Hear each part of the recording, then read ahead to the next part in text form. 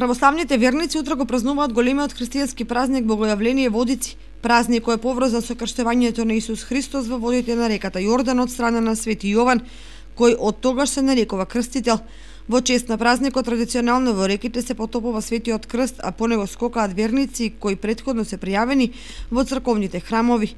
Во Кочанскиот црковен храм Свети Великомаченик Ѓорги, Светиот крст ќе се фрла во реките на Кочанска река кај мостот на градскиот парк, а по него ќе скокаат 30 на верници. Утре Светата православна црква го празнува големиот христијански празник Богојавление.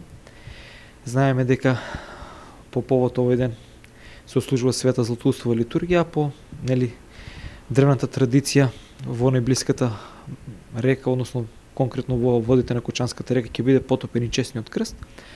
Значи според предвиденото богослужбата ќе започне во 8:30 часот. Утре на празнична по која ќе следува света златоустова литургија. Потоа сите верници со литијата ќе отидеме до водите на Кочанската река, традиционално како и секоја година, и ова година потопувањето ќе биде на мостот кај паркот.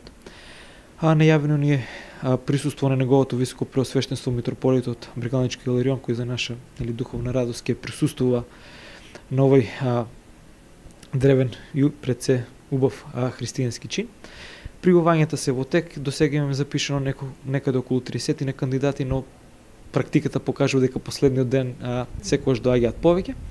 Така да ја користиме приликата да ги поканеме сите верници не да не чекаат на реката, туку да дојдат во храмот, да ги упатат своите молитви кон троединиот Бог за празникот да добие она димензија која што заслужува, па потоа сите заедно како што доликува во една голема литија да отидеме